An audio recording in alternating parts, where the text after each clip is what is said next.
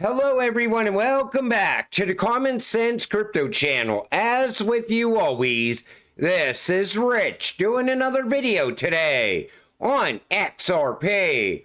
So I hope you're all having a wonderful day today wherever you are in this great world. We're gonna talk about XRP. And while everyone was focused on the dip, things were happening on the XRP ledger. Institutional DeFi on the XRP ledger. This comes from Ripple. So key use cases: institutional liquidity provisioning. Funds and market makers can deploy capital in AMM pools to generate yield.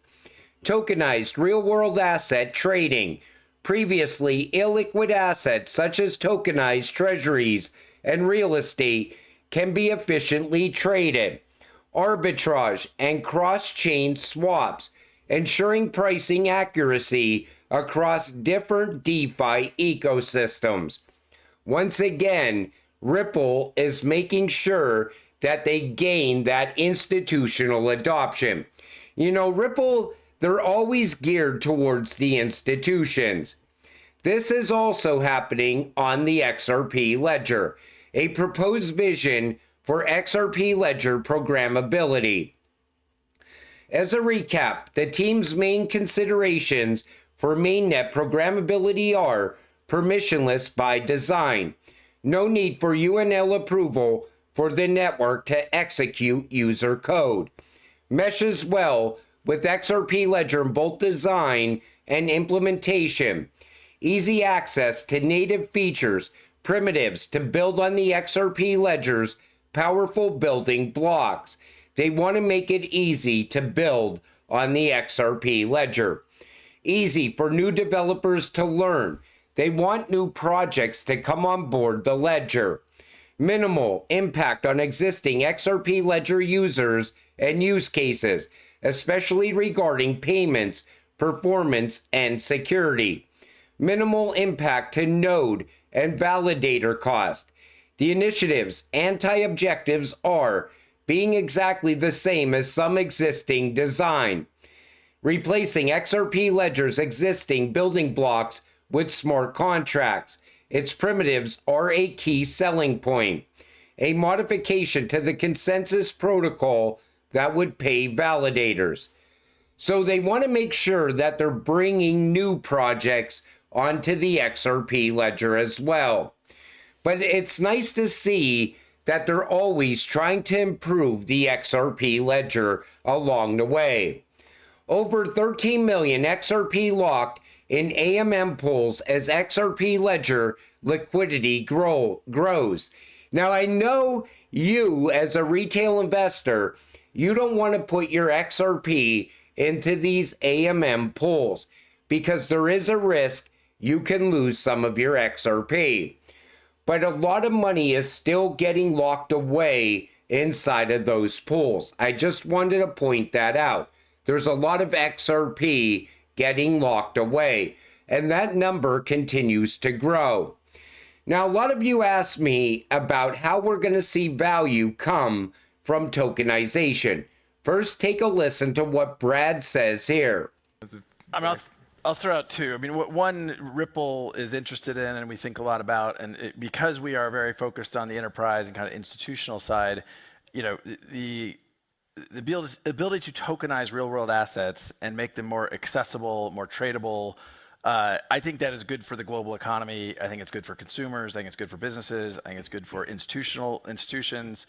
And so I view that as an inevitability. And the question is, you know, how quickly, which jurisdictions, where does it happen the most quickly? But I very much am a believer, and you know, again, you hear all kinds of crazy ideas about like, what about tokenizing this? And it's stuff I've never thought of that I'm like, oh yeah, I could see why that might make sense to a particular investor class or what have you. What's going to happen is anything that you can think of is going to become tokenized.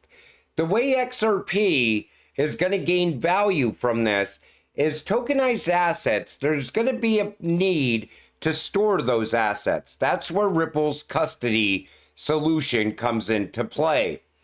But people are also going to want to move those assets as well.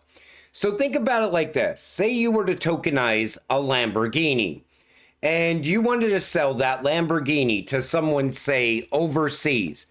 They can buy the tokens associated with that tokenized Lamborghini before they even take ownership of that Lamborghini. It's going to work with gold. It's going to work with oil. Anything of value is going to become tokenized, and it's going to be sitting on the XRP ledger. Think about the real estate market. Now imagine, right now, a lot of people, they want to get invested into real estate, but they might not have enough money to buy an entire house. They could invest in some of the tokens associated with that house. They're going to tokenize commercial real estate, residential real estate. They're going to tokenize everything. And the more tokenized assets that come to the XRP ledger, XRP is going to be moving those tokens all around the world on a daily basis.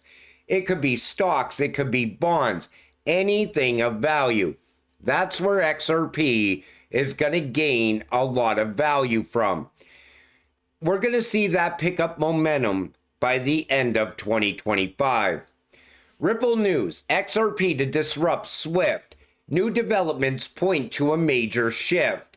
Now, every once in a while, the conversation comes back about Ripple replacing SWIFT. Ripple is advancing, and they have a lot of strategic partnerships that position XRP as a formidable contender in international payments.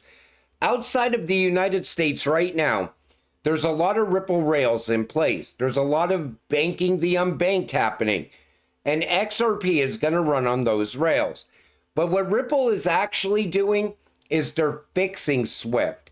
The back end is always broken. That's where everything gets congested, and it takes a lot of time to make a transaction happen in real time. Ripple is going to replace that portion of SWIFT very soon because SWIFT is in need of a major upgrade. Now, I do think Ripple is going to steal a lot of business from SWIFT early on because a lot of countries, they no longer want to use the SWIFT system. There's going to be banks that don't want to use the SWIFT system any longer. They're going to look for a different solution. The best place to see that happening right now is within BRICS and SBI. SBI also mentioned moving away from SWIFT multiple times in the past. So they might just go with Ripple's solution and just not even use SWIFT going forward. Now, if that was to happen and XRP was utilized in those countries, the price of XRP would change very quick. All of a sudden, we would be looking at a 3 to 4 digit XRP. How fast is this going to happen? I think it's going to start in 2025. Everything is pointing at 2025 as being the year that it all begins. Not ends, just begins. Then it's going to continue throughout 2026 and 2027. And it's going to be gradual value coming to the price of XRP as more and more value is coming to the XRP ledger as well. And a lot of people think that crypto is overhyped, but take a listen to what Bragg says here. But I think the big thing that's changed around tokenization is, again, one reason to be very optimistic about where we are in the evolution of crypto. The largest financial managers, asset managers on the planet are talking about, whether it's BlackRock, I mean, certainly Blackstone, Franklin Templeton, Fidelity. I mean, these are, some of the largest asset managers on the planet are actively working on talking about. Larry Fink is, he thinks this is underhyped. This is going to fundamentally change how finance works, and it's going to democratize and give more people access, which is, it really has been the promise of crypto from the earliest days. So and that's what's coming. Right now, people think that there's too much hype in this space. But when somebody like Larry Fink is saying that it's underhyped, you know we have a long way to go still. It all starts with regulations, adoption, mass adoption. It's going to be a crazy time, and we're going to witness that from the inside because we beat the institutions here. We were early to crypto. You're still early. Even if you get in today, you're still very early to crypto compared to where it's going. Once you start seeing assets get tokenized, it's going to be all over the mainstream media news.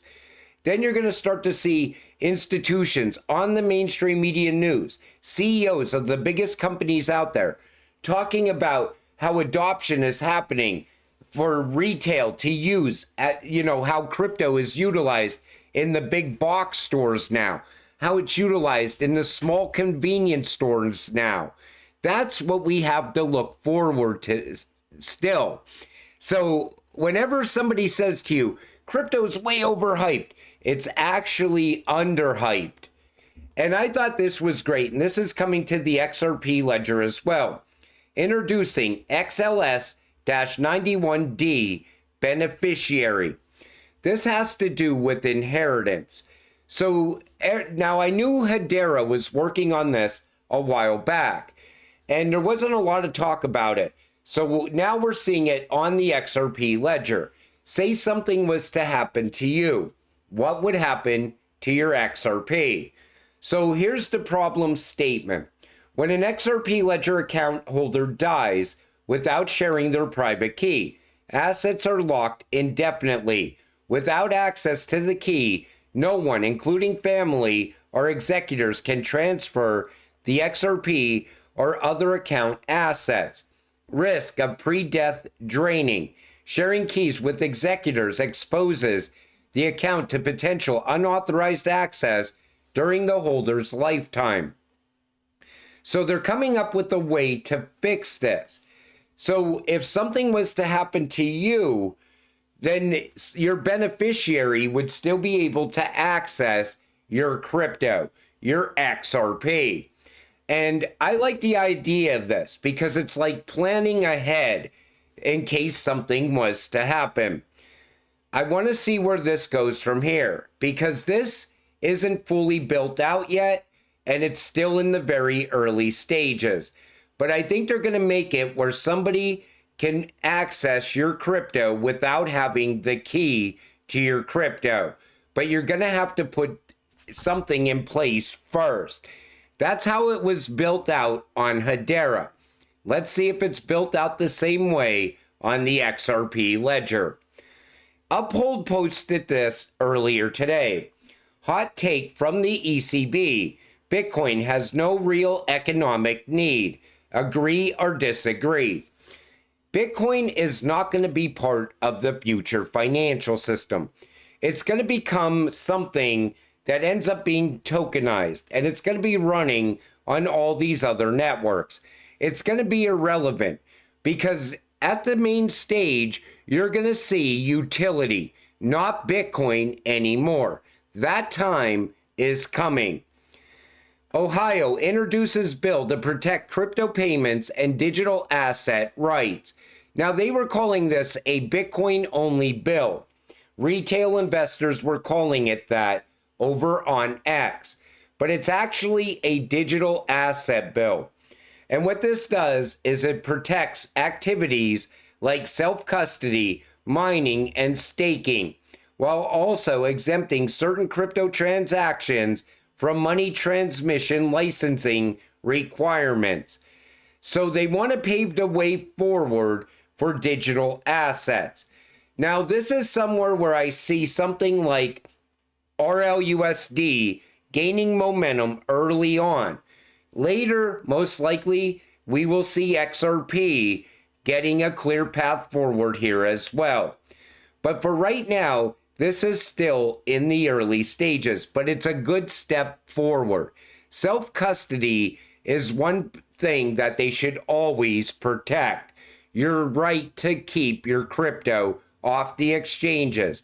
Your right to not disclose the amount of crypto you're holding. Publicly traded Bitcoin miners are rushing to build AI business lines, but there's still room for their original mandate, says investment bank analyst. So what's going on is they're pivoting because, like I said in previous videos, Bitcoin mining is very energy consuming. And with the rise of AI and AI being the future, they're going to want to pivot that power, that energy towards the future, not the past. So now Bitcoin miners are looking to pivot away from Bitcoin mining, but they also are going to continue to mine Bitcoin for now. But I do believe that's going to be an issue at some point in the future once we really see the rise of AI. Then there's this. Tether CEO says competitors and politicians are working to kill Tether, using lawfare instead of building better products. Listen, what it comes down to is this, and I posted this. Imagine running a complete fraudulent company and then blaming lawmakers for creating laws to rid a country of fraud. Tether has no future once regulations come. If you're afraid of a country coming up with regulations and laws that prevent fraud, that tells you you're finished in the United States. Tether is going to die because of Tether.